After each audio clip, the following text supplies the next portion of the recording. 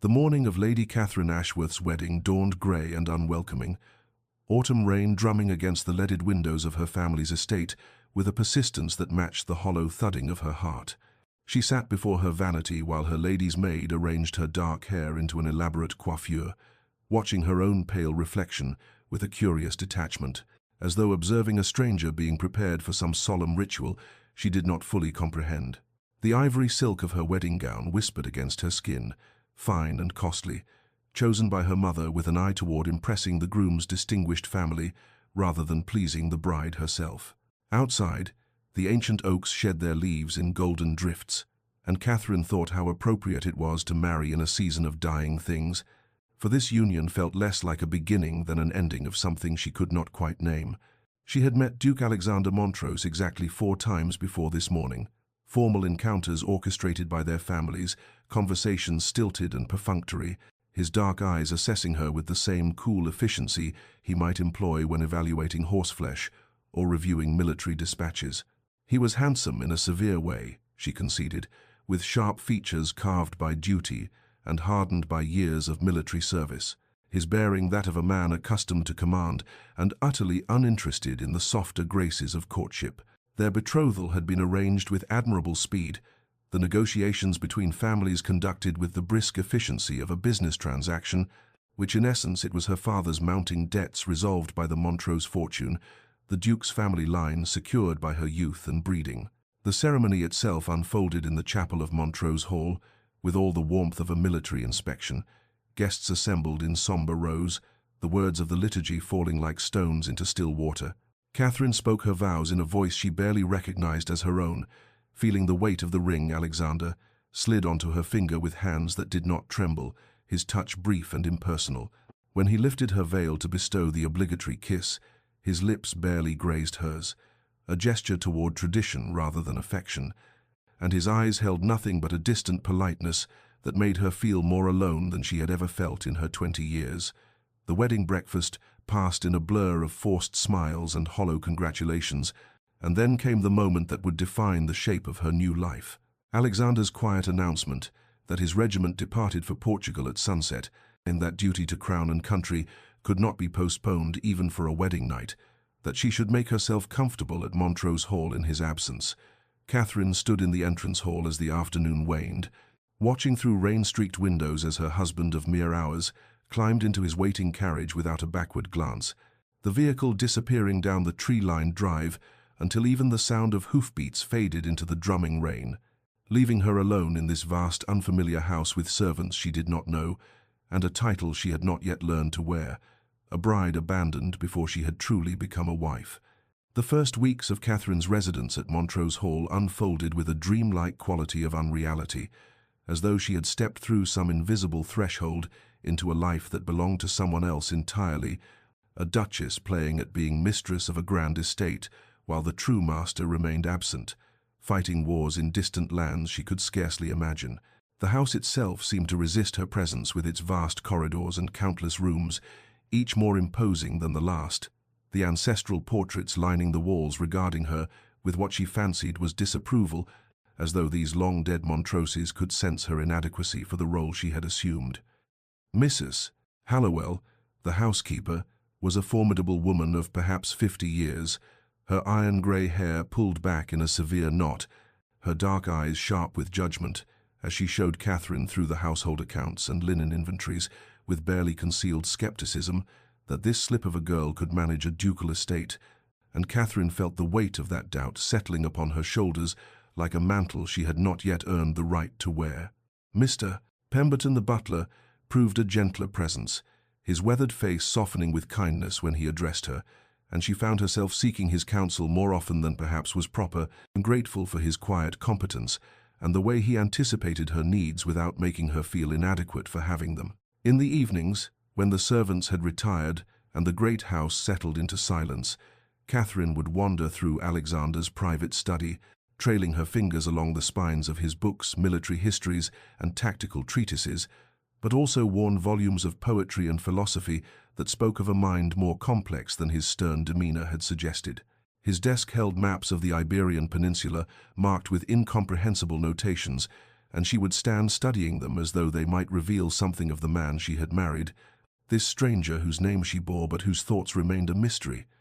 Above the fireplace hung a portrait of a woman with dark hair and gentle eyes, and Mrs. Hallowell had informed her with stiff formality that this was the late Duchess, Alexander's mother, who had died when he was but 14, and Catherine found herself staring into those painted eyes, wondering if this woman had also felt like a ghost haunting these halls, if she too had struggled to find her place within these unforgiving walls. Letters arrived from Portugal with irregular frequency, brief missives written in Alexander's precise hand that spoke of troop movements and weather conditions, but contained not a single word of personal sentiment, no inquiry into her well-being, no acknowledgement that he had left a bride behind, and Catherine would read them with a growing hollow feeling, understanding that she was a wife to a man who had no use for a wife, a duchess to a duke who required nothing from her but the eventual provision of an heir. Yet despite the coldness of her welcome and the strangeness of her situation, Catherine discovered within herself a quiet determination not to be merely an ornamental presence in this house, and she began asserting herself in small ways, meeting with the estate steward to review the tenant accounts, ordering improvements to the servants' quarters, establishing a routine of charitable visits to the village that gradually earned her the respect, if not the warmth, of the household staff. She was learning, slowly and painfully, to be a duchess to an empty title, a wife to a ghost, wondering all the while if Alexander would even recognize the life she was building in his absence, or if he would return if he returned at all, and sweep it all aside with the same cool efficiency with which he had spoken his wedding vows and ridden away into the rain. Lord Edmund Montrose arrived at Montrose Hall on a crisp November afternoon, 6 weeks after the wedding, his arrival announced by the cheerful clatter of hooves on the gravel drive and a vitality that seemed to brighten the grey stone of the estate merely by proximity, and Catherine, looking up from her correspondence in the morning room, felt her breath catch at the sight of him through the window, tall and fair-haired where his brother was dark, his face open and animated where Alexander's had been shuttered and severe, everything about him suggesting warmth and ease in a way that made the past weeks of solitude suddenly feel unbearably heavy. He swept into the house trailing laughter and London gossip, embracing a startled Mr. Pemberton with genuine affection, charming Mrs. Hallowell, until even her stern countenance softened into something approaching a smile, and when he finally stood before Catherine in the drawing-room, bowing over her hand with eyes that actually saw her rather than looking through her to some distant battlefield, she felt something shift in her chest that was equal parts relief and danger. Edmund explained that he had come to ensure his new sister-in-law was settling in comfortably. That family duty demanded he check on her welfare in Alexander's absence, but his presence suggested motivations more generous than mere obligation. He asked her opinions on matters ranging from estate management to the latest novels, listened with genuine interest to her halting descriptions of her adjustment to Montrose Hall, treated her not as a decorative necessity, but as a person of intelligence and worth whose thoughts merited attention. In the days that followed, he transformed the oppressive silence of the house with his presence, suggesting small improvements to the drafty windows, organizing an impromptu dinner party that brought neighbors Catherine had not yet met, encouraging her to redecorate the dreary morning room in colors that pleased her, rather than honoring the choices of duchesses long dead, and she found herself laughing for the first time since her wedding day, found herself looking forward to mornings because Edmund might call, found herself taking more care with her appearance in case he should visit. He brought her books from London, volumes of poetry and modern novels that Alexander would never have thought to provide, and they would sit by the fire reading passages aloud to one another while the November winds howled outside, his voice bringing the words to vivid life in a way that made her forget the vast emptiness of the rest of the house. Catherine told herself that this was merely the kindness of family, that Edmund's attentiveness was nothing more than brotherly concern for his sibling's abandoned bride, but she could not deny the way her heart lifted at the sound of his voice in the hall, the way her days felt longer and grayer when he was absent, the dangerous warmth that bloomed in her chest when he smiled at her across the dinner table, as though she were the most fascinating woman he had ever encountered. She tried to summon guilt for the pleasure she took in his company, reminding herself that she was a married woman, that Alexander was her husband regardless of his absence, But the letters from Portugal continued to arrive with their cold recitations of military movements and weather patterns, containing not a single word of personal warmth or inquiry into her well-being, and she could not help the bitter thought that formed in the quiet hours of night that Edmund treated her with more consideration in a single afternoon than Alexander had shown in their entire acquaintance. And if this made her heart a traitor to her marriage vows, then perhaps those vows had been hollow from the moment they were spoken. The weeks passed with the slow inevitability of winter's approach, December bringing frost to the windows and ice to the fountains, and with each passing day, Edmund's visits grew more frequent, while Alexander's letters arrived less often, the intervals between them stretching from weeks to months, until Catherine sometimes wondered if her husband had forgotten her existence entirely, or perhaps never truly registered it to begin with. She and Edmund fell into a rhythm that felt dangerously natural, afternoons spent walking through gardens where their breath misted in the cold air, and their conversations ranged from the profound to the trivial with equal ease, evenings by the fire, reading aloud from books they both loved,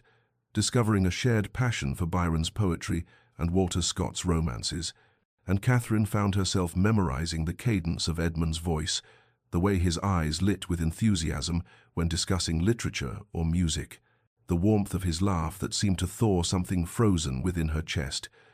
The household staff noticed, of course servants always noticed such things, and Mrs. Hallowell's disapproval manifested in tight-lipped silences and pointed remarks about propriety, her dark eyes following Catherine with judgment whenever Edmund was present, as though the housekeeper could see the dangerous current running beneath the surface of their friendship and disapproved of waters she could not control. Catherine told herself repeatedly that there was nothing improper in their interactions,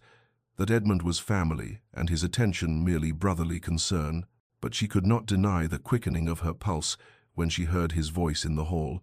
the way she found herself choosing her gowns with more care on days he might visit, the dangerous warmth that bloomed in her chest when he smiled at her across the piano as they played duets together, their hands moving in harmony across the keys. It was during one such evening in late December, snow falling softly beyond the windows and the fire crackling warmly in the grate,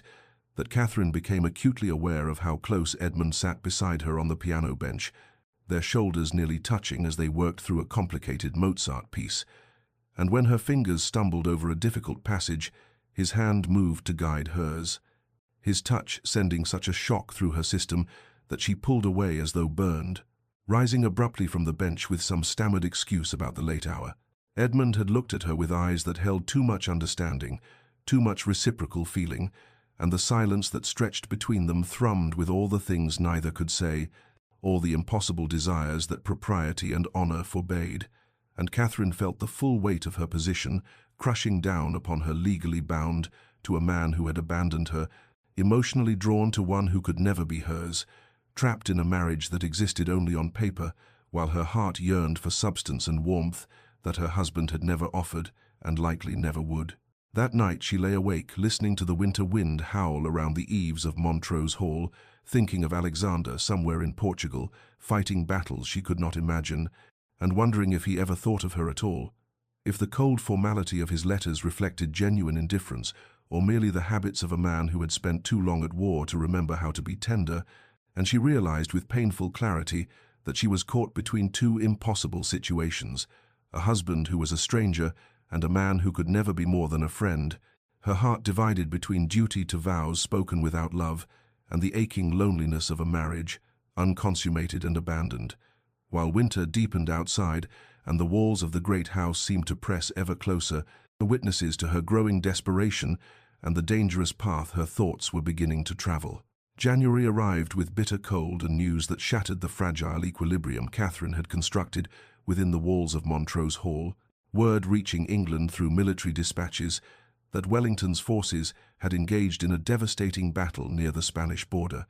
and Alexander's regiment had been at the heart of the conflict, the casualty lists incomplete and confused in those first terrible days when Catherine could do nothing but wait and imagine horrors she had no context to properly envision. The letter came from Alexander's commanding officer rather than Alexander himself, brief and impersonal in its recitation of facts: major engagement, heavy losses, the Duke of Montrose among the wounded, and his condition, and whereabouts uncertain in the chaos following the battle, and Catherine found herself staring at the words until they blurred into meaningless marks upon the page, her hands trembling with an emotion she could not immediately name, because she had never truly known her husband well enough to understand what his loss might mean. Edmund arrived within hours of receiving his own notification, his face drawn and pale, the usual lightness gone from his manner as he stood in the drawing-room where Catherine sat, frozen with the letter still clutched in her fingers,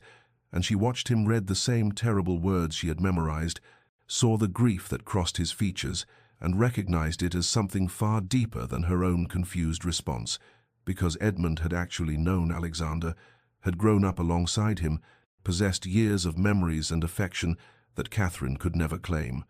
They spent the following weeks in a strange, suspended state, neither quite mourning nor hoping, checking every post for additional news, while the winter deepened outside and the uncertainty stretched Catherine's nerves to breaking, and she discovered with painful clarity that she did not wish Alexander dead, despite their hollow marriage, that the thought of him lying wounded and alone on some foreign battlefield filled her with a distress that was genuine, even if it was not the grief of a devoted wife. Edmund stayed at Montrose Hall throughout those agonizing weeks, propriety be damned in the face of potential family tragedy, and Catherine leaned on him with an intimacy born of shared fear and their conversations in the firelit evenings, ranging from memories he shared of Alexander as a boy to whispered confessions about the guilt they both carried. Catherine for her growing feelings toward Edmund despite her marriage vows,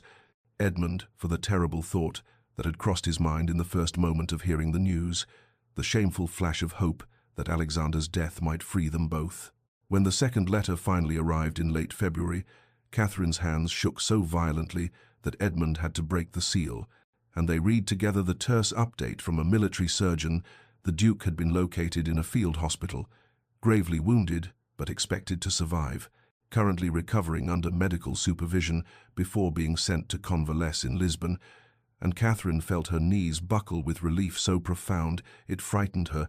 the realization crashing over her that she had been genuinely terrified of becoming a widow to a man she barely knew, and that some part of her had been hoping against hope that Alexander would return, if only to give them a chance to discover whether their marriage might have contained some possibility she had been too lonely and hurt to see. Edmund caught her as she swayed,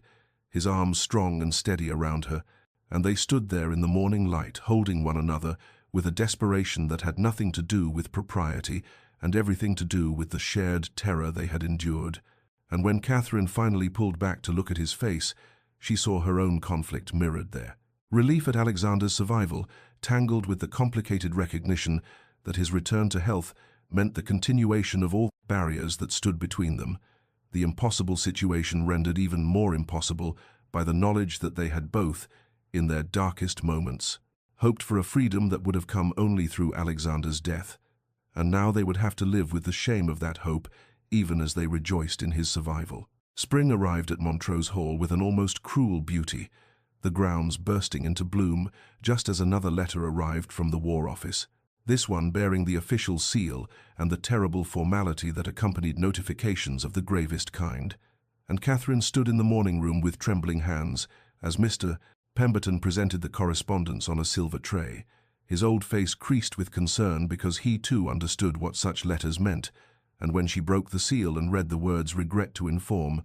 "killed in action, ambush outside Toulouse," "body not recovered," the paper slipped from her fingers and drifted to the floor like a fallen leaf, and she felt the world tilt sideways in a way it had not even during the previous scare, because this time there was no uncertainty, no hope of reprieve, only the stark finality of those terrible words that declared Alexander Montrose dead and made Catherine a widow before she had ever truly been a wife. Edmund arrived within the day, his own notification having reached him in London,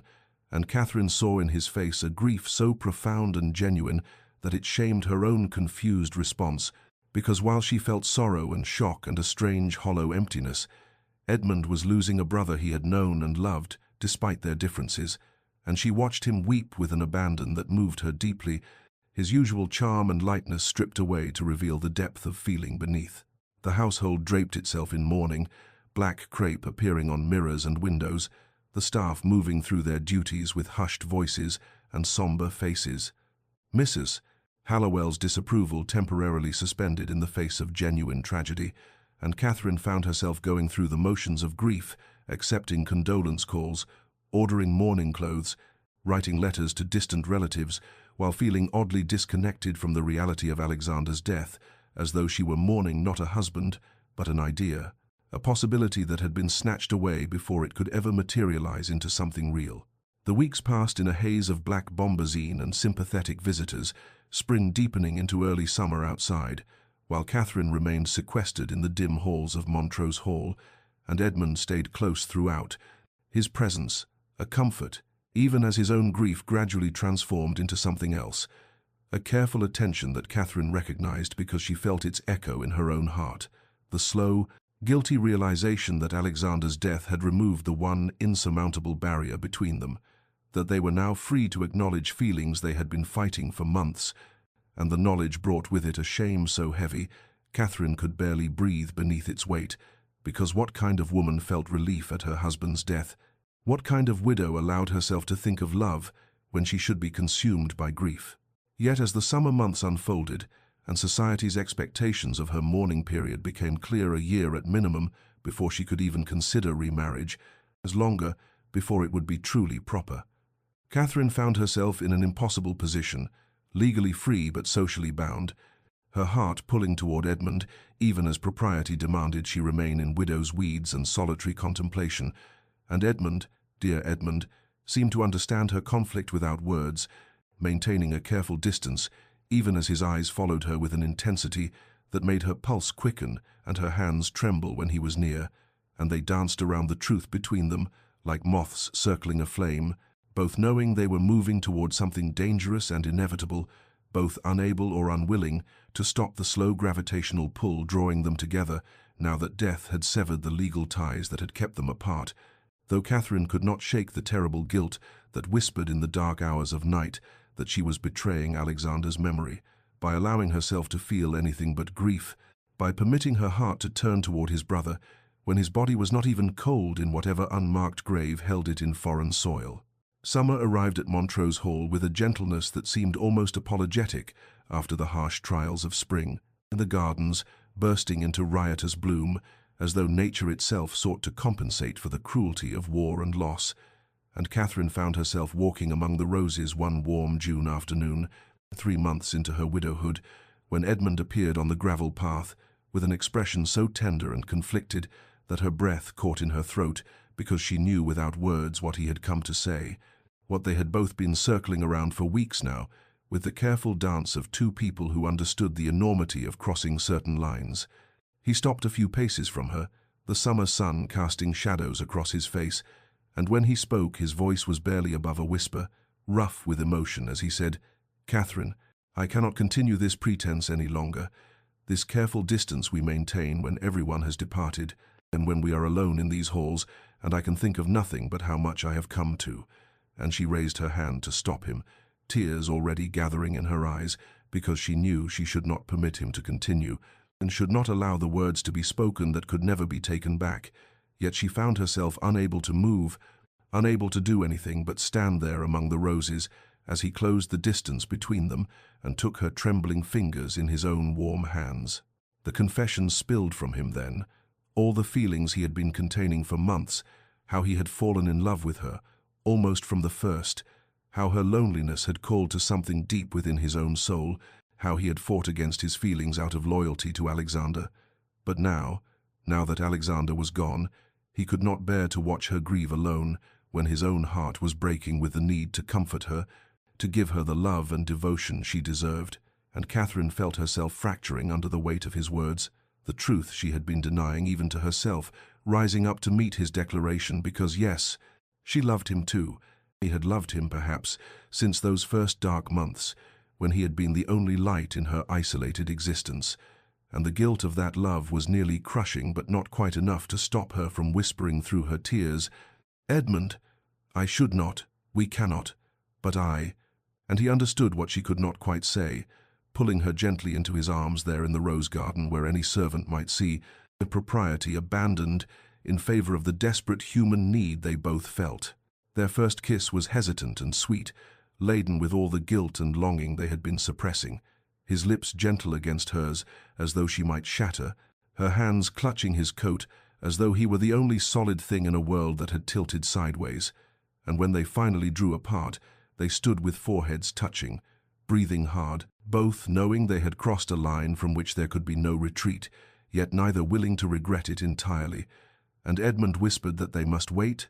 must observe a proper mourning period before making anything official, but that he would wait as long as necessary if she would only promise him hope, promise him a future when the time was right. Catherine agreed through her tears, understanding that what they were beginning was secret and dangerous and weighted with the ghost of Alexander's memory,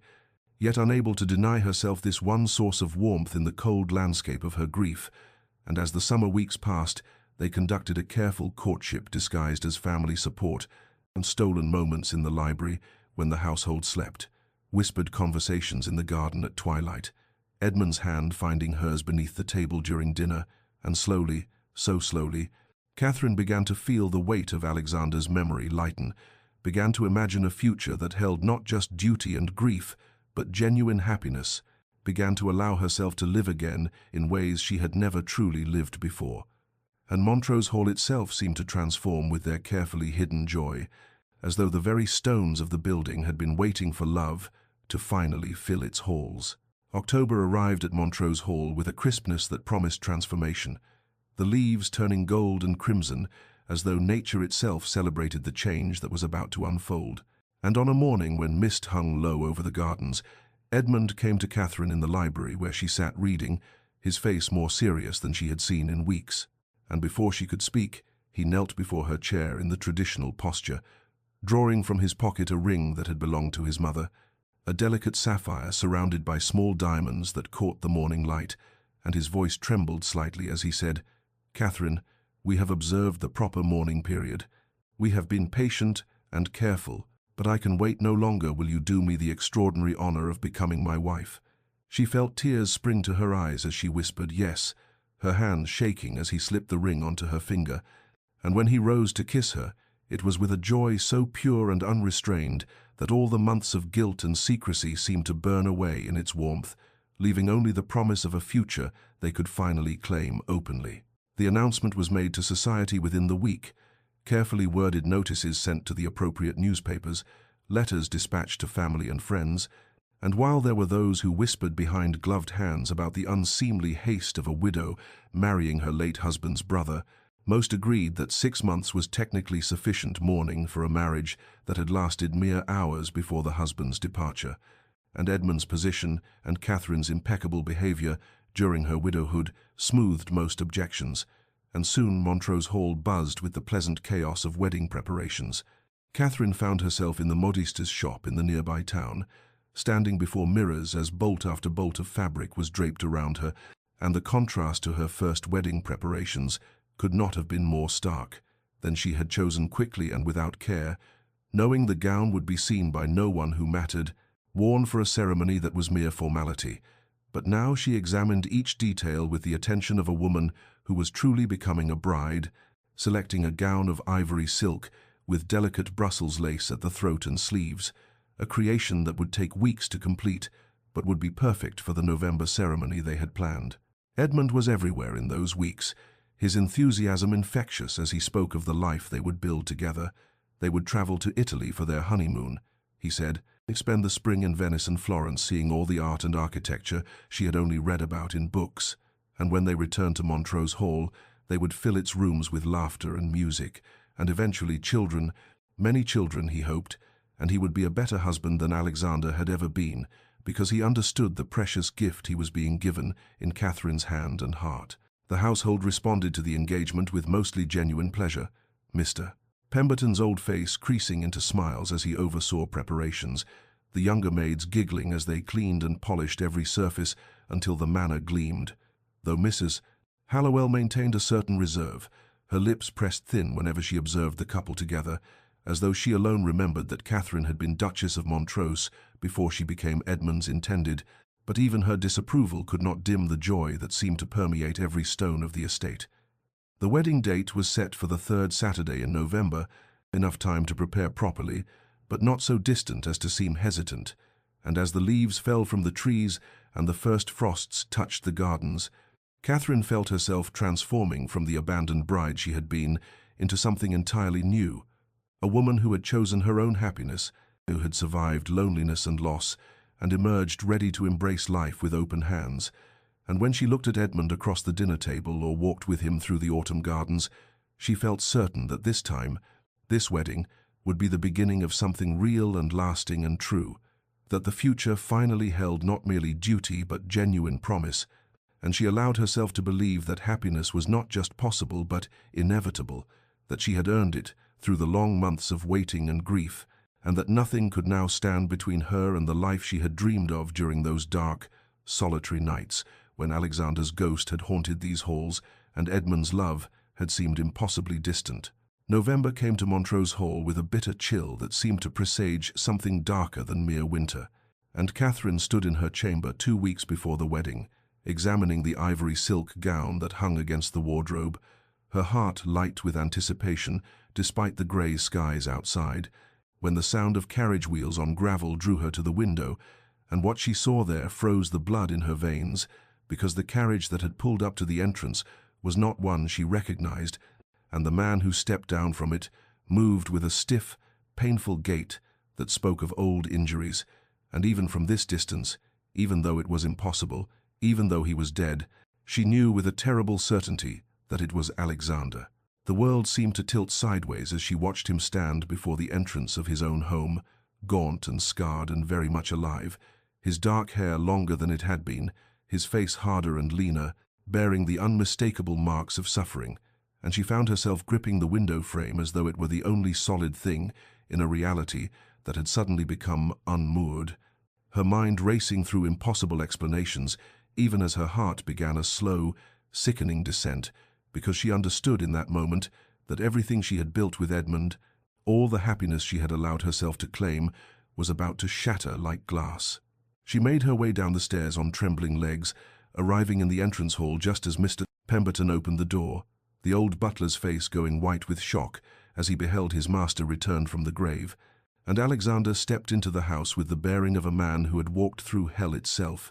his eyes sweeping the familiar surroundings with an expression that was equal parts relief and something darker, and when those eyes found Catherine standing frozen on the stairs, she saw the flash of recognition, followed immediately by confusion because she was wearing a gown he had never seen, her hair styled in a manner she had not worn when he left, everything about her speaking of a life lived in his absence. The confrontation that followed was a scene from Nightmare, Edmund appearing from the library at the sound of voices, his face transforming from curiosity to absolute horror as he beheld his brother, and the three of them stood in a terrible triangle in the drawing-room, where Catherine had to explain through numb lips that yes, Alexander had been reported dead, that yes, she and Edmund had believed it, that yes, they were engaged to be married in a fortnight, each word falling like stones into the awful silence,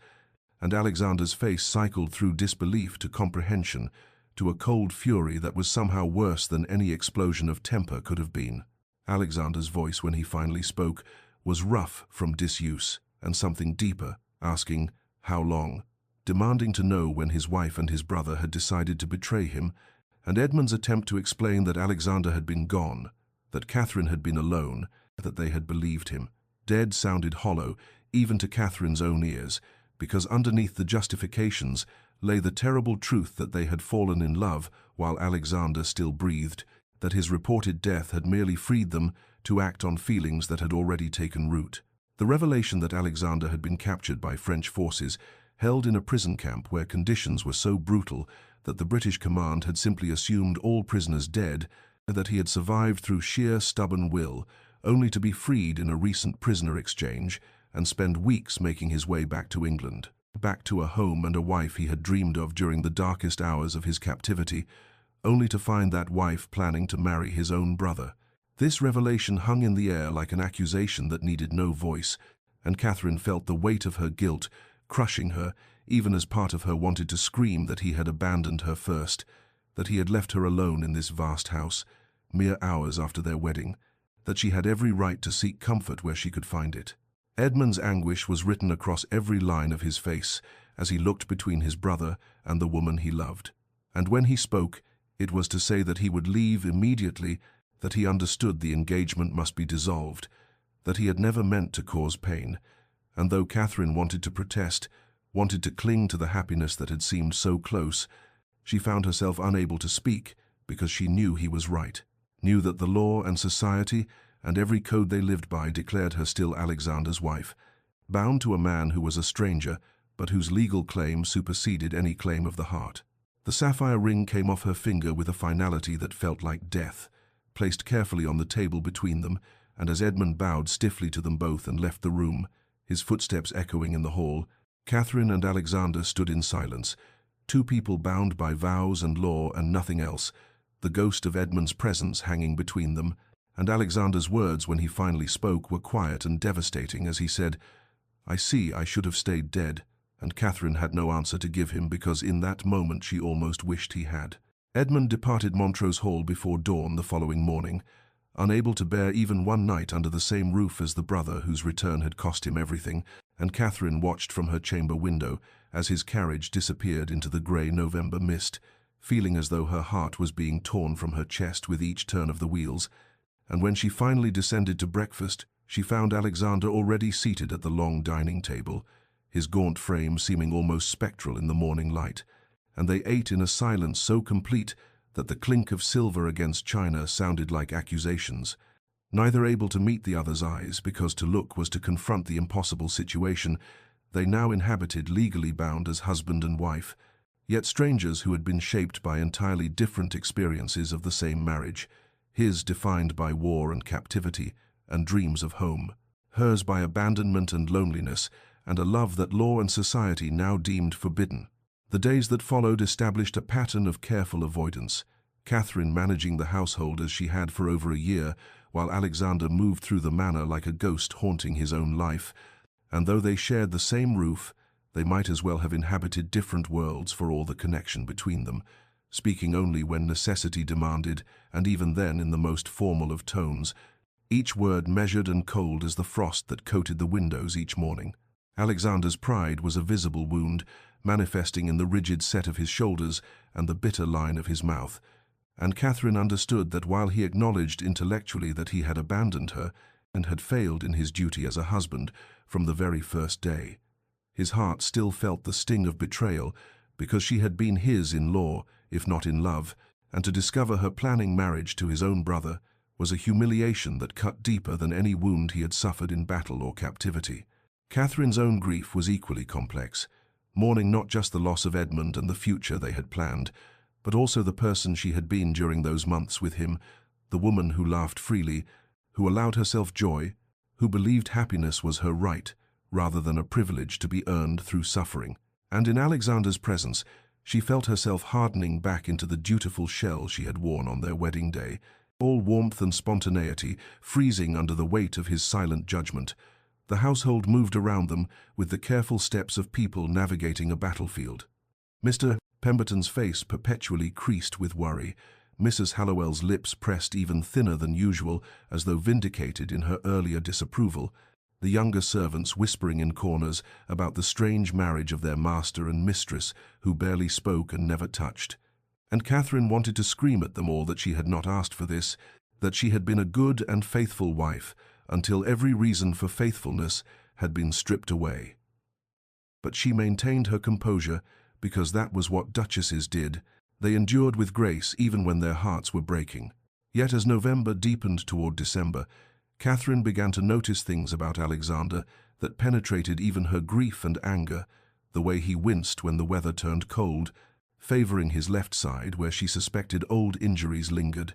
the nightmares that sometimes woke him in the hours before dawn when she heard his cries through the walls that separated their chambers, the haunted look in his eyes when he thought himself unobserved, as though he had brought the ghosts of war home with him and could not quite believe he was truly safe. And despite everything, despite her love for Edmund and her resentment of Alexander's return, she felt an unwanted stirring of compassion for this scarred stranger who was her husband. Alexander, too, was beginning to see Catherine with new eyes, observing the quiet competence with which she managed the estate,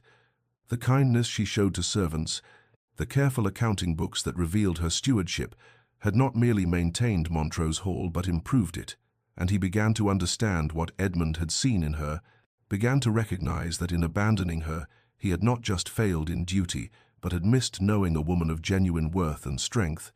though this recognition brought no comfort, only a deeper shame that twisted in his gut alongside the anger, because he had created the very situation that had driven her into his brother's arms, and he could blame no one but himself, even as he resented them both for finding in each other what he had been too damaged and duty-bound to offer. November's chill settled into Alexander's bones, with a viciousness that spoke of old injuries poorly healed, and on the third morning, after Edmund's departure, Catherine found him in the library attempting to reach a volume from an upper shelf, his face grey with pain, as his left arm refused to cooperate, and though every instinct told her to maintain the distance they had established, she found herself crossing the room and retrieving the book for him, their fingers brushing briefly as she handed it over, and his quiet, "Thank you," was the first civil word they had exchanged since that terrible confrontation in the drawing room. The weather worsened as the month progressed, bringing early snow and bitter winds that howled around Montrose Hall like the ghosts of all their mistakes, and Alexander's limp became more pronounced, his movements careful and pained in ways that spoke of suffering he was too proud to acknowledge, until one evening Catherine noticed him attempting to manage the stairs to his chamber and saw him pause halfway up, gripping the banister with white knuckles, and she understood that whatever wounds he had sustained in captivity still plagued him in ways he would never admit. She began leaving a draft for Payne on the table outside his door each night, never mentioning it, never waiting to see if he took it, simply ensuring it was there, and though he never thanked her, she noticed the glass was always empty by morning, and this small, silent exchange became a thread connecting them across the chasm of hurt and resentment. Their conversations remained stilted and brief, conducted with the formal politeness of strangers forced to share accommodation, but gradually Catherine began to notice details about Alexander that penetrated her grief and anger, the way he paused before her mother's portrait in the hall with an expression of such profound sadness that she understood his loss had been as great as her own, the careful way he handled the estate ledgers she had maintained, as though acknowledging her competence, even if he could not speak it, and the books of poetry she found, marked in his study, suggesting a soul far more tender than the cold soldier who had left her on their wedding day. One night in late November she was awakened by sounds from his chamber, terrible cries that spoke of anguish beyond anything physical, and though she knew she should ignore it, should maintain the boundaries they had established, she found herself in her dressing gown, moving through the connecting door she had never before opened, finding him tangled in sweat-soaked sheets, caught in the grip of a nightmare so vivid that he was fighting invisible enemies, and she acted on pure instinct, touching his shoulder and speaking his name until his eyes opened, wild and unseeing, before recognition slowly returned. The vulnerability in his face in that moment was so complete, so devastating,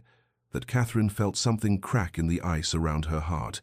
and when he whispered a broken apology, she found herself sitting on the edge of his bed, saying that there was nothing to apologize for, that she understood nightmares were not chosen, and for a handful of heartbeats they simply looked at each other, really looked, perhaps for the first time since his return, and what she saw in his eyes was not the cold duke or the abandoning husband, but a man who had survived horrors she could not imagine and was still trying to find his way back to himself. He did not speak of what he had dreamed, and she did not ask, but when she rose to leave he caught her hand briefly, his grip gentle despite the tremor in his fingers, and said, "Thank you." Catherine, using her given name for the first time since his return, and the sound of it in his rough voice sent an unexpected warmth through her, even as she reminded herself that compassion was not forgiveness, that tending his nightmares did not erase the fact that she loved another man, that they were still strangers bound by law and nothing more. Yet in the days that followed she found herself watching him more carefully, observing the way he moved through the house as though relearning how to exist in peacetime, the haunted look that never quite left his eyes, the careful control he maintained over every word and gesture, as though afraid of what might emerge if he let his guard down. And she began to recognize in him the same protective shell she herself had worn, the same fear of vulnerability that came from being hurt too deeply, and this recognition stirred something in her that felt dangerously like understanding. December arrived with a fury of snow and wind that seemed determined to seal Montrose Hall away from the rest of the world.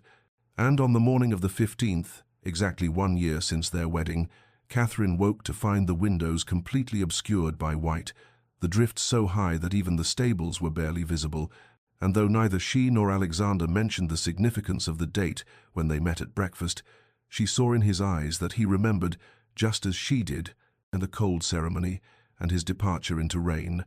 while she had stood alone in her bridal gown, feeling like a widow before she had ever truly been a wife. The snow continued throughout the day, trapping them together more completely than they had been since his return, and by evening, when the servants had retired early due to the cold, Catherine and Alexander found themselves the only souls awake in the vast manor, drawn almost against their will to the warmth of the library fire, where they sat in chairs positioned at a careful distance,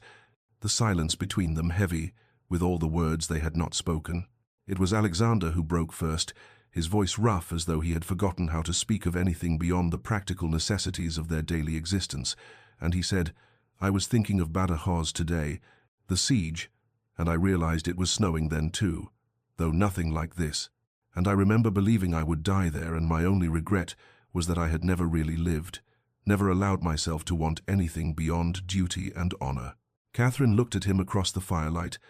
seeing the shadows that played across his scarred face, and something in his raw honesty compelled her own, so she found herself speaking of the months after he had left, the terrible loneliness of this house, the way she had felt like a ghost haunting someone else's life, and for the first time she spoke Edmund's name aloud between them, acknowledging that his brother had given her something to live for when she had been drowning in the emptiness Alexander's departure had created. The confession hung in the air like the snow outside, dangerous and transformative, and Alexander's hands tightened on the arms of his chair before he said quietly, "I failed you from the beginning, Catherine. I knew it even as I left that day. I told myself it was duty, that the war required me, but the truth was I was a coward, afraid of what it would mean to let someone matter to me when I believed I would likely die in Spain." She heard the admission for what it was, not an excuse but a recognition of his own culpability, and she nodded slowly, saying, "You did fail me, and I will not pretend otherwise, but I failed you too. Or at least I failed the vows we made, even if those vows felt hollow at the time, and perhaps we have both been paying the price for decisions made in fear rather than courage." They talked through the night as the storm raged outside, speaking of things they had never shared with anyone. Alexander's terror during his months of captivity, his belief that he would never see England again, and his dreams of home that had sustained him through horrors she could barely comprehend, and Catherine's own journey from dutiful daughter to abandoned wife, to woman who had dared to reach for happiness only to have it snatched away, and in the telling they began to see each other, not as the people they had imagined, but as the flawed, frightened, hopeful souls they actually were. As dawn broke grey and cold, revealing a world transformed by snow into something strange and beautiful, they sat in exhausted silence, and Alexander finally said, "We cannot recapture what we never had, Catherine, but perhaps we might build something new from these ruins, if you are willing." And she looked at him with eyes that burned from tears and weariness, and saw not the Duke who had abandoned her or the obstacle to her happiness, but simply a man asking for a chance, and she heard herself saying, "I am willing to try, though I do not know if my heart can heal from Edmund. I do not know if I can ever feel for you what I felt for him." And Alexander's response was gentle, almost tender, as he said, "I am not asking you to love me, only to allow me the opportunity to prove I can be the husband I should have been from the start." They shared a meal together that morning, in a silence that was no longer hostile but companionable, almost peaceful, and though Catherine knew that one night of honesty could not undo a year of pain and anger and grief, she felt something shift in her chest, the smallest crack in the ice that had formed around her heart, and she thought that perhaps, just perhaps, there was a way forward through this impossible situation they inhabited together. January arrived with a tentative softness that seemed to mirror the fragile truce Catherine and Alexander had established, and on the morning of the new year, Alexander appeared at breakfast with a book in his hand, setting it beside her plate with an awkwardness that spoke of how foreign such gestures were to him, and when she looked at the title, a volume of Wordsworth's poems she had mentioned admiring during their long night of conversation, she felt something warm unfold in her chest, even as she reminded herself to guard against hope too, easily kindled. Their days began to take on a new pattern, almost like the courtship they had never had, with Alexander asking her opinion on estate matters and actually listening to her responses, his questions revealing genuine curiosity about her thoughts on crop rotation and tenant welfare, and the small improvements she had made during his absence, and Catherine found herself studying him in return, asking careful questions about his experiences in Spain that went beyond the horror of captivity to the man he had been before the war, discovering that he had once loved music and had a talent for sketching that he had abandoned somewhere on the peninsula. The small gestures accumulated like snowfall, quiet and transforming, Alexander bringing her books from his library, volumes of poetry and philosophy he thought she might enjoy, Catherine ensuring that Cook prepared the foods he preferred and that his study fire was always lit before he entered in the evenings. And though they maintained a careful physical distance in their interactions, never touching beyond the accidental brush of fingers, there was an awareness between them that had not existed before, a consciousness of each other's presence that made the vast rooms of Montrose Hall feel somehow smaller and more intimate. On a grey afternoon in mid-January, Alexander suggested a walk through the winter gardens, and though the cold was bitter, they moved together along frost-covered paths, their breath forming clouds in the air, and their conversation flowed more easily than it ever had before, as Alexander spoke of his mother's love for these gardens, and Catherine shared memories of her own mother's passion for roses, and in the sharing of these tender remembrances, they discovered that they had both lost their parents too young.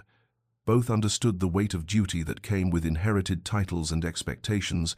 Both harbored souls more inclined to poetry than practicality, despite the roles they had been forced to play. Alexander's rare smiles began to appear with greater frequency, transforming his scarred face into something almost beautiful,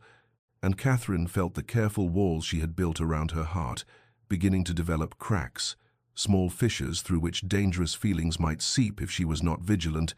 yet she found she lacked the will to repair those defenses as thoroughly as she knew she should. The household staff, ever attuned to the emotional climate of their employers, began to move with lighter steps and exchange hopeful glances. Mrs. Hallowell's stern countenance softening into something approaching approval, Mr. Pemberton smiling openly when he observed the Duke and Duchess sharing tea in companionable conversation, and even the scullery maids whispered that perhaps Montrose Hall might finally become the warm home it had always deserved to be. Edmund's name hung between them like morning mist, present but unspoken, acknowledged in the careful way they avoided certain topics and the tender consideration they showed each other's wounds, and Catherine understood that Alexander knew she still carried grief for what she had lost, even as she began to discover what she might gain, just as she recognized that Alexander bore his own complex feelings about his brother's role in her life, and this mutual understanding created a foundation of honesty upon which they were slowly, carefully, beginning to build something that felt almost like the possibility of genuine connection. February arrived with the kind of cold that seemed to seep into one's very bones, and Catherine stood at the morning-room window, watching frost patterns trace delicate ferns across the glass, when Mr. Pemberton entered with the post, his expression carefully neutral as he presented her with a single letter bearing a continental postmark, and her hands trembled as she recognized Edmund's handwriting, elegant and familiar, the sight of it causing her heart to constrict with a pain she had thought was beginning to fade under the careful tenderness of her growing connection with Alexander. She dismissed the butler with a murmur of thanks, and broke the seal with fingers that felt numb from more than just the cold,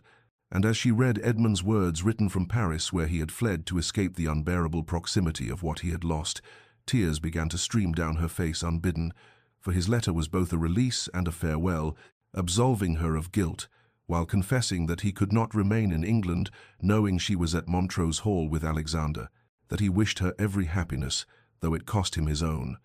that she must not grieve for him but instead embrace whatever future awaited her with his brother,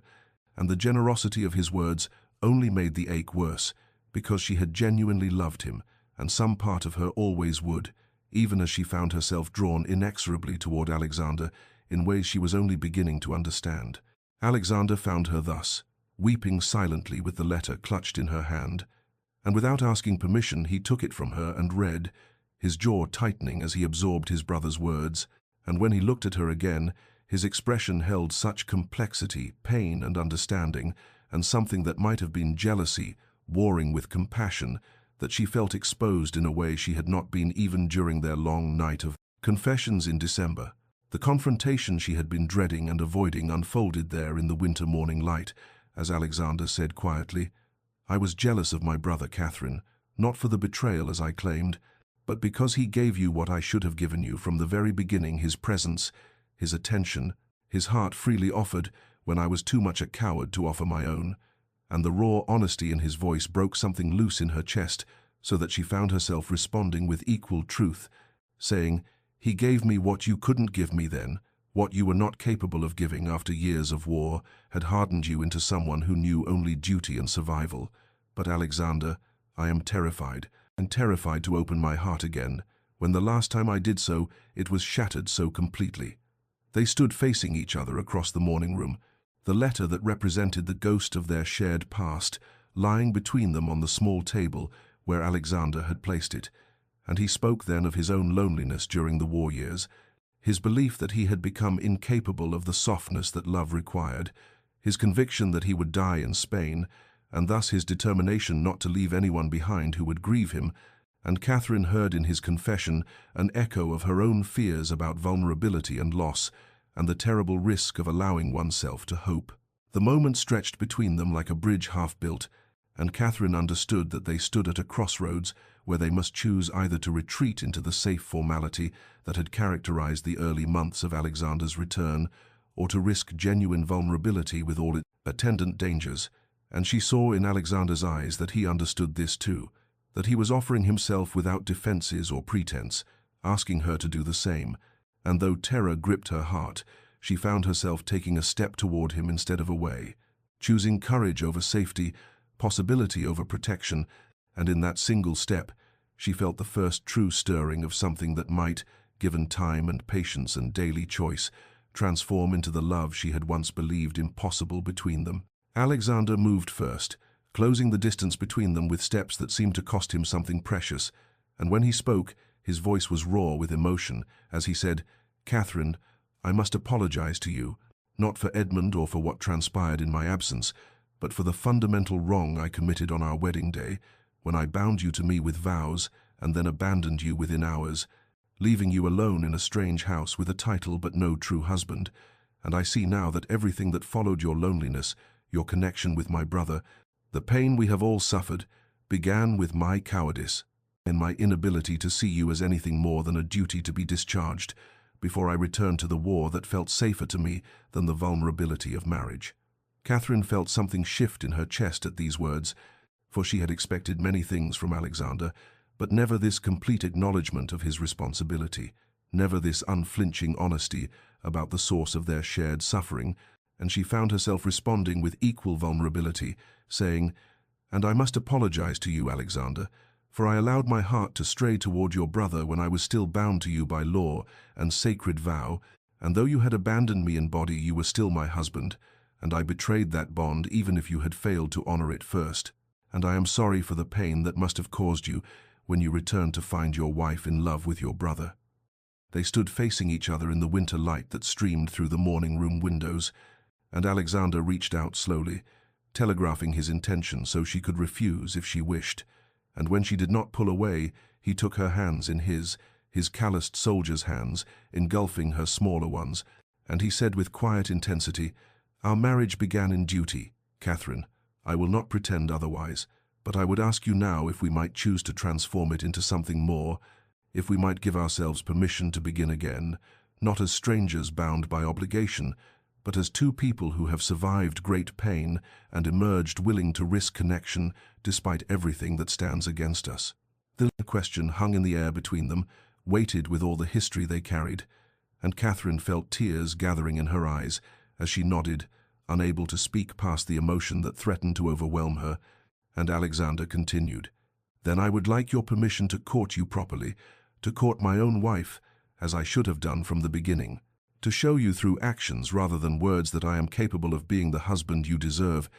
if you will give me that chance." Catherine's tears spilled over then, but they were not tears of grief but rather of tentative hope, and she whispered, "Yes, Alexander, yes, I will give you that chance. Give us that chance, though I am still frightened of what it might cost me if I open my heart again." And he squeezed her hands gently and said, "I am frightened too, Catherine, terrified, in fact, for I have survived battlefields and captivity, but I have never risked my heart before,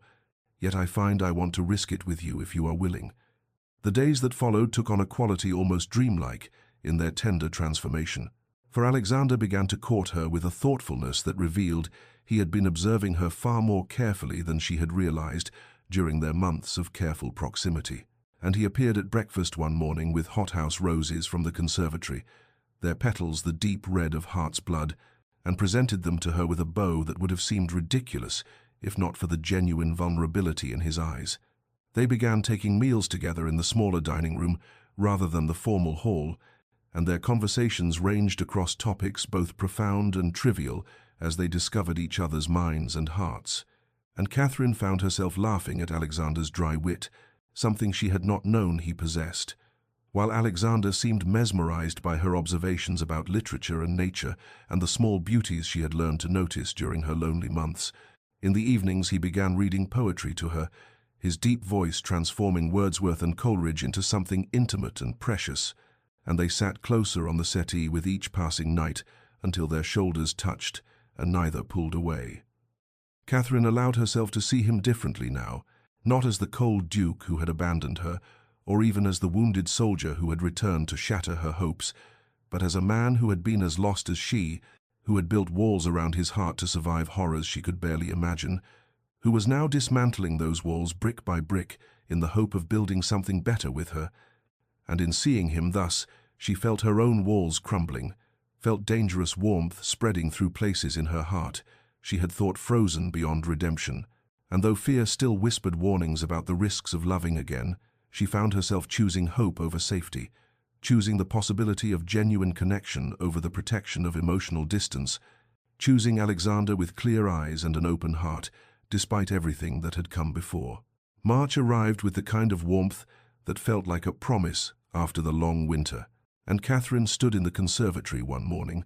surrounded by early blooms when Alexander found her and asked if she might spare him a moment that evening, saying he had something he wished to share with her, and though his expression was guarded, she saw vulnerability in his eyes that made her agree immediately, curious about what had prompted this formal request when they had grown so much easier with each other in recent weeks. That afternoon she discovered him in his study, poring over leather-bound volumes that she recognized as journals, their pages filled with close handwriting, and when he noticed her presence, he looked up with an expression that held both determination and apprehension, saying, "These are my wartime journals, Catherine, every thought and fear I committed to paper during those years when I believed I would die far from home, and I would like to share them with you tonight, if you are willing, for I think you deserve to know the man I was then, and how he became the man who stands before you now." She felt something catch in her throat at this offering, understanding instinctively that these journals represented the most private parts of himself, the scared young officer beneath the stern duke's exterior, and she told him gently that she too had kept writings during her lonely months at Montrose Hall, poems and observations she had never shown anyone, and perhaps they might share these pieces of themselves together. Evening found them in the small sitting room that had become their private sanctuary, a fire crackling in the hearth against March's lingering chill, and Alexander began reading from his earliest entries, his voice steady but his hands trembling slightly as he revealed the terrified 23-year-old who had purchased his commission, believing he understood what war meant, only to discover horrors that stripped away every comfortable illusion he had carried into battle.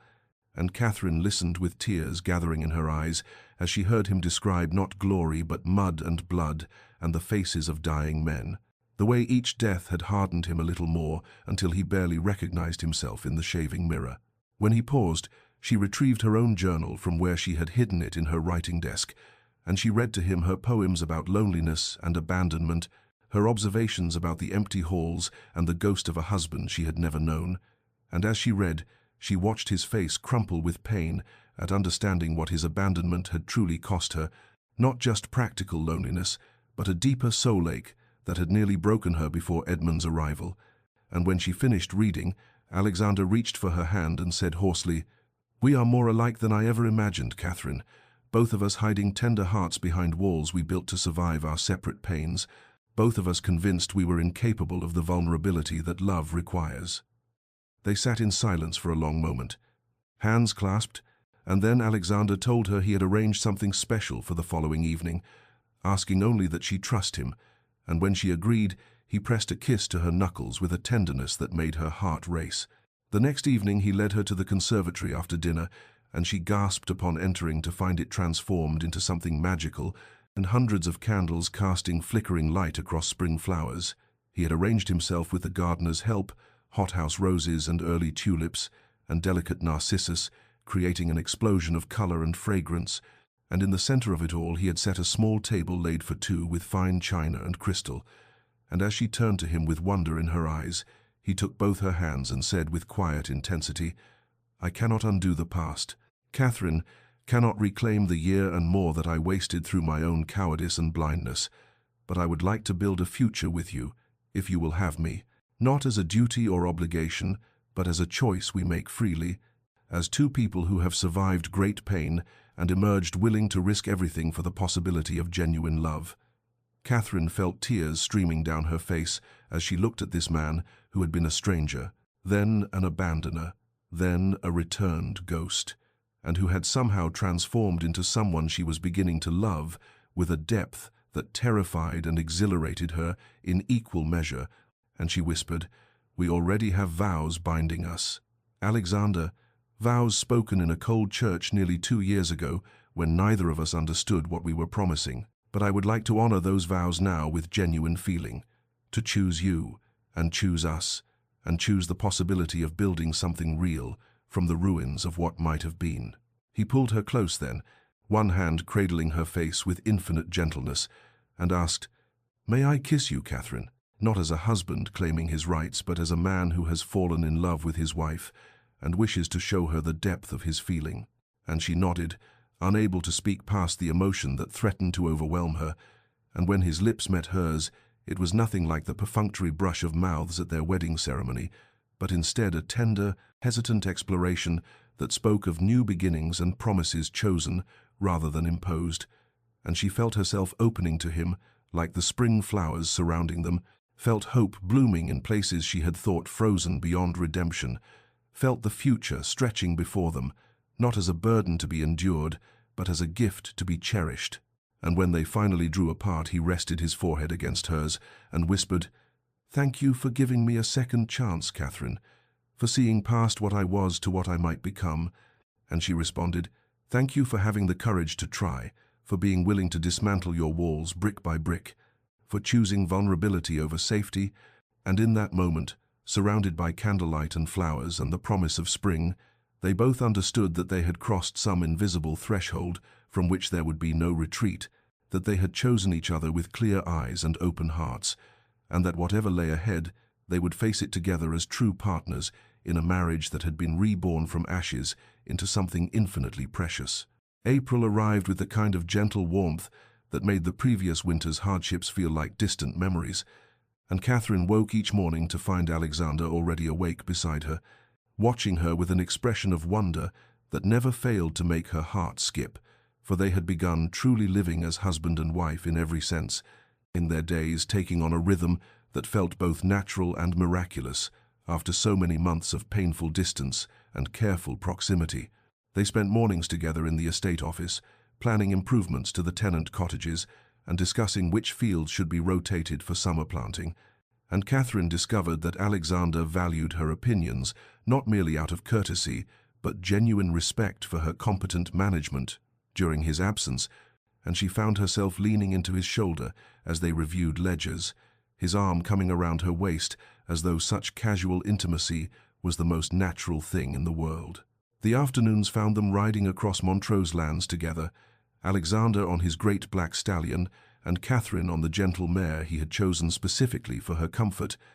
and they explored every corner of the estate as though seeing it anew through each other's eyes,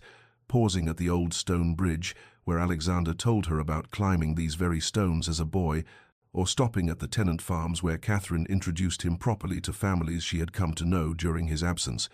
and the tenants remarked with poorly concealed delight at how the stern Duke softened when he looked at his Duchess. In the evenings they established their own private rituals, sometimes reading in the library with Catherine curled against Alexander's side, as his deep voice brought poetry and novels to life,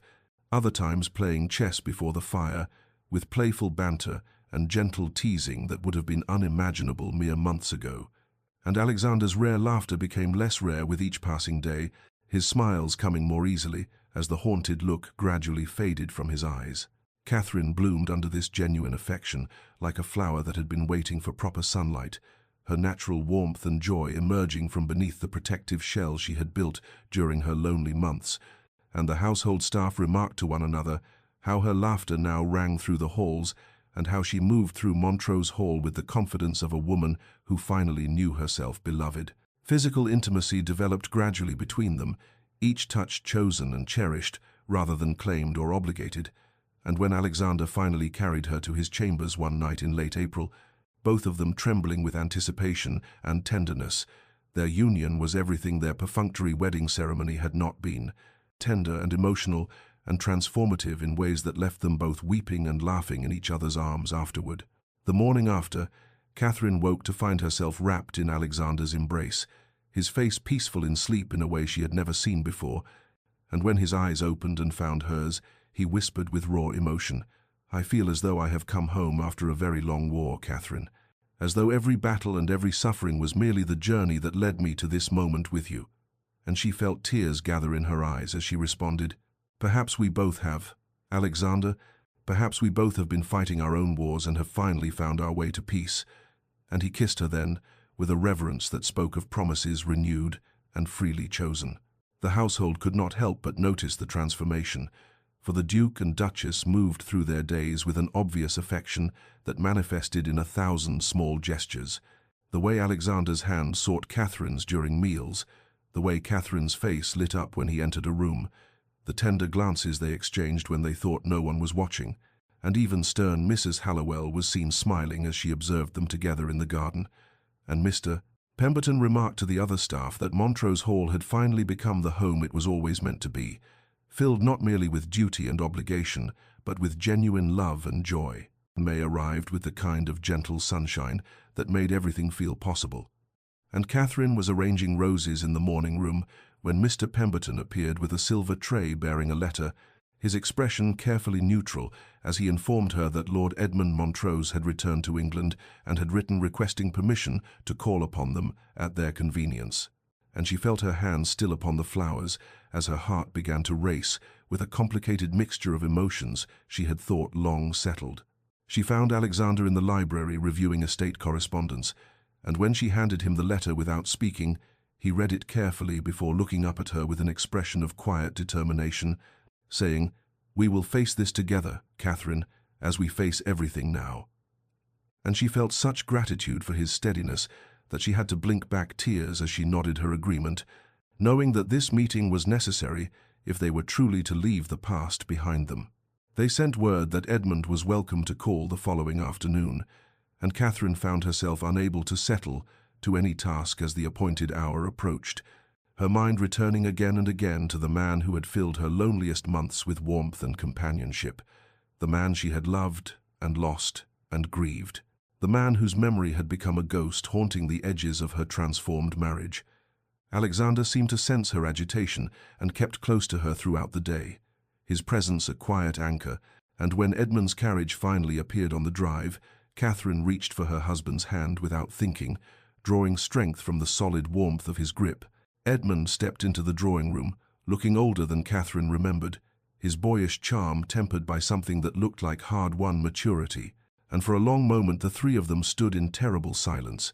the weight of everything that had passed between them heavy in the air, until Edmund broke the stillness by bowing formally to Catherine and extending his hand to Alexander with visible emotion. The brothers clasped hands, and then, as though some dam had broken, pulled each other into an embrace that spoke of years of separation and pain, and the deep bond that had survived even betrayal, and Catherine watched through tears as Alexander said hoarsely, "I am sorry, brother, for the impossible situation my abandonment created." And Edmund responded with equal emotion, "And I am sorry for allowing my feelings to override my duty to you and to honor." And in that moment Catherine understood that whatever else this meeting brought, it would not destroy the fragile happiness she and Alexander had built. They sat together over tea, the conversation stilted at first, but gradually easing into something almost natural, and Edmund spoke of his time on the continent with a wistfulness that suggested he had been running from pain rather than seeking adventure. And when Catherine asked gently if he had found what he sought abroad, he smiled sadly and admitted that he had mostly found distance and the slow healing that comes from accepting what cannot be changed. Alexander surprised them both by reaching across to grip his brother's shoulder and saying with complete sincerity, "I owe you a debt, Edmund, for caring for Catherine when I had abandoned her to loneliness, for showing her the kindness and attention I should have provided, for being the man I was too broken to be." And Edmund's eyes filled with tears as he responded, "You owe me nothing, Alexander, for what I felt was real and selfish in equal measure, and I see now that what you and Catherine have found together is something I could never have given her. A love built on shared suffering and hard-won understanding, rather than the easy comfort of avoiding pain." Catherine found herself speaking then, her voice steady despite the emotions churning within her, telling Edmund with complete honesty that she would always be grateful for the warmth he brought to her darkest months, that his kindness had kept her from drowning in loneliness, that she had loved him truly, if briefly, but that she now understood that what she shared with Alexander was built on foundations that could weather any storm because they had already survived the worst that life could offer. Edmund listened with visible emotion and then said something that released them all from the lingering ghost of what might have been, admitting that he could see the love between Catherine and Alexander in every glance they shared, every unconscious touch, every moment of natural intimacy, and that while what he had felt for Catherine was real, he recognized now that they belonged together in a way that transcended his own feelings, that some loves are meant to heal us and move us forward rather than to last forever. They parted that evening with embraces and tears, and the sense of a chapter finally, truly closed, Edmund promising to visit again when his travels brought him back to England. And as Catherine and Alexander stood in the doorway watching his carriage disappear into the spring twilight, she felt Alexander's arm come around her waist and heard him whisper, "Thank you for loving me enough to face that, for being brave enough to lay the past to rest." And she turned into his embrace, knowing that they had passed through the final test of their transformed marriage and emerged stronger for it. The ghost of Edmund's love finally laid to rest with grace and mutual respect, leaving them free to move forward into their future, unburdened by the shadows of what had been. Summer arrived in 1815 with the kind of golden warmth that seemed to bless everything it touched, and as June approached, Catherine and Alexander found themselves planning their first major gathering at Montrose Hall, a celebration that would serve as both a belated wedding reception and an announcement to society that the Duke and Duchess of Montrose had truly found their way to each other after so tortuous a journey. And the contrast between this joyful preparation and the cold, hurried ceremony of 2 years prior was so striking that Catherine sometimes had to pause in her arrangements, simply to marvel at how completely her life had transformed. The estate bloomed under their combined attention, roses climbing the stone walls in profusion, and the great hall decorated with garlands of summer flowers, and Catherine moved through the preparations with a radiant confidence that came from knowing herself genuinely beloved, her natural grace and warmth no longer hidden behind protective walls, but shining forth for all to see, as she consulted with Mrs. Hallowell about the menu and directed the footman in arranging the ballroom with an authority that was gentle but unquestionable. Alexander watched her preparations with undisguised admiration. This man who had once been so stern and distant, now relaxed and smiling as he observed his wife transform Montrose Hall into a place of celebration, and the household staff remarked to one another that they had never seen the Duke so at peace, his haunted soldier's eyes now bright with contentment whenever Catherine entered a room, his hand seeking hers with unconscious tenderness at every opportunity. The evening of the celebration arrived with perfect weather, the summer sun casting long golden rays across the manicured lawns as carriages began arriving from neighbouring estates and from London, society coming to witness what they had heard whispered in drawing rooms across England. that the cold Duke of Montrose had somehow transformed into a devoted husband, and his abandoned bride had become a confident and beloved duchess. Catherine greeted their guests in a gown of pale blue silk that made her eyes luminous, Alexander at her side in formal evening dress, and every person who passed through the receiving line could not help but notice the way the Duke's gaze followed his wife with protective devotion, the way Catherine's face lit up whenever she looked at her husband, the subtle touches and shared glances that spoke of an intimacy earned through suffering and built on foundations of genuine understanding. The dancing began as twilight painted the sky in shades of rose and gold, and when Alexander led Catherine onto the floor for the first waltz, the room fell silent to watch them move together with such natural grace and obvious affection that more than one matron dabbed at her eyes, remembering the gossip that had swirled 2 years ago about the hasty wedding and immediate abandonment, and marveling at how love had somehow bloomed in such unlikely soil. As midnight approached and the celebrations continued in full swing, Alexander drew Catherine away from the crowds into the garden, where lanterns hung like stars among the roses,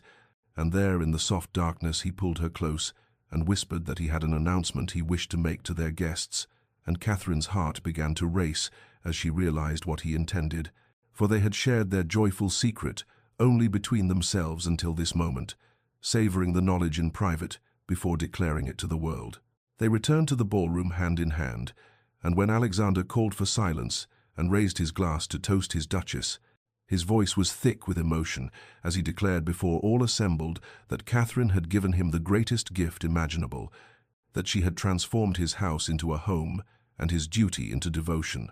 and that come winter she would make him the happiest of men by presenting him with an heir, and the room erupted in congratulations and joy as Catherine blushed and accepted embraces from ladies who had once pitied her as an abandoned bride. Later, as the guests departed and the servants began clearing away the remnants of celebration, Alexander and Catherine walked together through the quiet gardens, and his arm around her waist and her head resting against his shoulder, and in the soft darkness he said with wonder in his voice, "If I could relive that day in 1813, Catherine, I would never have left you, never have been so foolish as to abandon what I had been given."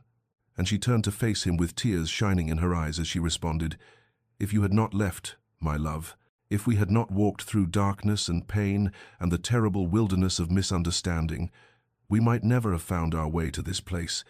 to this love that we choose daily rather than accept as obligation, and perhaps that makes it more precious than if it had come easily." And he kissed her then with such tenderness that she felt the truth of their journey settle into her bones, the wisdom that some loves must be forged in fire to become unbreakable, that patience and choice and the courage to begin again can create something more beautiful than any fairy tale romance. And as they stood together in the garden of Montrose Hall, with the future stretching bright before them, both understood that they had finally, truly come home. 5 years had passed since that golden summer celebration of 1815, and on a crisp autumn morning in 1820, Montrose Hall rang with the kind of laughter that would have been unimaginable in the cold,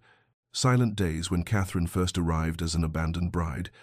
for now 3 children filled the ancient corridors with their joyful chaos. Young James at 5 years old, already showing his father's serious nature, tempered by his mother's warmth. Little Charlotte at 3, possessing her mother's grace and her father's determined spirit,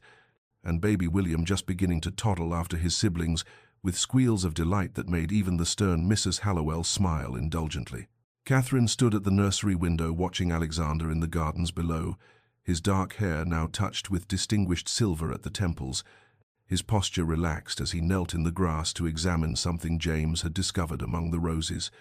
and she felt such profound contentment wash over her that she had to pause simply to breathe it in, this happiness so complete and earned that it sometimes still took her breath away with its unexpected sweetness. The years had been generous to them both, seasoning their hard-won love with the kind of depth that only comes from choosing each other daily, from weathering small storms together and celebrating quiet victories, from building a life brick by brick on foundations of genuine understanding and mutual devotion rather than obligation and duty. Alexander had transformed from the haunted soldier who returned from war into a devoted husband and father, who read bedtime stories with voices for all the characters, who carried tired children on his shoulders through the estate, who still sought Catherine's hand across the dinner table after all these years, and who whispered his gratitude for her patience every night before sleep, as though the wonder of their love had never become commonplace to him. Catherine herself had bloomed into the role she was always meant to inhabit, no longer the uncertain girl abandoned on her wedding day, but a confident duchess, beloved by her household and her tenants, a mother whose children ran to her for comfort and wisdom, a wife who had learned that the greatest strength sometimes lay in choosing vulnerability over protection, in risking one's heart even after it had been broken, in believing that transformation was always possible if both parties were willing to do the difficult work of becoming. That evening, after the children had been tucked into their beds with kisses and promises of stories tomorrow, Catherine and Alexander sat together in their private sitting room, she with her embroidery and he with his book, comfortable in the companionable silence that had become their favorite form of intimacy. And when he looked up to find her watching him with soft eyes, he set aside his reading to reach for her hand, bringing it to his lips with the tenderness that had never diminished despite their years together, murmuring as he did every night, "Thank you, my love, for your patience with a fool who nearly lost the greatest gift he had ever been given." And she responded, as she always did, with tears shining in her eyes, "You were worth waiting for, Alexander, worth every moment of darkness, for what we have built together could only have been forged in the fire we endured." And they sat together in the firelight of Montrose Hall, their children sleeping peacefully above them, their love a testament to the power of second chances and the grace of beginning again. Dear listener, perhaps you have known your own version of this journey, the false start that felt like failure, the wrong path that seemed to lead only to pain, the love that appeared impossible until patience and choice and the courage to be vulnerable transformed it into something more beautiful than you had imagined possible. Catherine and Alexander's story teaches us that the greatest love stories are rarely the ones that begin perfectly in a blaze of passion and certainty, but rather those that endure imperfectly, through seasons of doubt and darkness, emerging stronger for having survived the trials that would have destroyed lesser bonds. Remember that transformation is always possible if both hearts are willing to do the difficult work of changing, that patience can heal even the deepest wounds if given time and tenderness, that choosing love daily with intention and grace is infinitely more powerful than falling into it once in a moment of heady emotion. In your own life, when faced with broken beginnings and shattered expectations, when standing in the ruins of what you thought your story would be, remember that there is always time to begin again, always possibility for redemption and renewal if you have the courage to remain open to it. May you find the strength to be vulnerable even when your heart has been wounded, the patience to allow transformation to unfold in its own time rather than forcing growth that cannot be rushed, and the deep peace that comes from love truly chosen rather than merely accepted as obligation. Rest well tonight, knowing that even the coldest winter eventually yields to spring, that even the most abandoned heart can find its way home, that redemption is always within reach for those brave enough to extend their hands toward it. This story comes to you from Tales of Heart and Healing, and may it serve as a gentle reminder that your own journey, however difficult, however marked by false starts and painful detours, can still lead you to the love and belonging you seek if you refuse to surrender to despair and instead choose hope. Again and again, until hope becomes reality and the life you were meant to live finally unfolds before you in all its hard-won glory.